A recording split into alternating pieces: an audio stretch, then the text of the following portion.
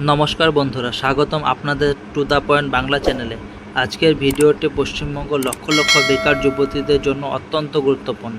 কারণ অনেকেই জানতে চাইছেন যুবশক্তি প্রকল্পে যদি 22 জুলাই থেকে আবেদন শুরু হয় তাহলে কারা কারা আবেদন করতে পারবেন, কী কী ডকুমেন্ট লাগবে এবং আবেদন করার আগে কোন বিষয়গুলো অবশ্যই জেনে রাখা দরকার।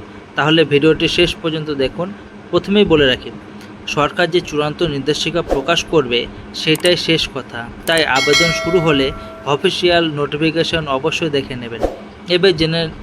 এবার জেনে নেওয়া যাক কারা আবেদন করতে পারবেন। যদি ঘোষিত শর্ত কার্যকর হয় তাহলে আবেদনকারীকে পশ্চিমবঙ্গের স্থায়ী বাসিন্দা হতে হবে, বেকার হতে হবে, নির্ধারিত বয়সসীমার মধ্যে থাকতে হবে, পরিবারের বার্ষিক আয় নির্ধারিত সীমার মধ্যে থাকতে হবে, অন্য কোনো একই ধরনের সরকারি আর্থিক সহায়তা প্রকল্পের সুবিধাভোগী হলে যোগ্যতা প্রভাবিত হতে পারে।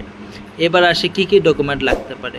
আবেদন করার সময় সাধারণত নিচের নথিগুলি প্রস্তুত রাখতে হবে: Aadhaar card, voter card, ration card বা বাসস্থানের প্রমাণ, পাসপোর্ট সাইজ ছবি, নিজের ব্যাংক পাসবই, আধার লিঙ্ক করা মোবাইল নম্বর, শিক্ষাগত যোগ্যতা সার্টিফিকেট বা মার্কশিট, প্রয়োজন হলে আয়ের শংসাপত্র, অন্যান্য নথি যদি সরকার চায়।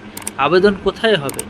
যদি আবেদন শুরু হয় তাহলে সরকার যে অফিসিয়াল পোর্টাল বা নির্ধারিত ক্যাম্পের মাধ্যমে আবেদন গ্রহণ করবে সেখানেই আবেদন করতে হবে। কোনো ভুয়ো ওয়েবসাইট বা দালালের মাধ্যমে আবেদন করবেন না।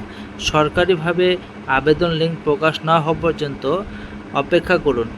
আবেদন করার আগে কি করবেন?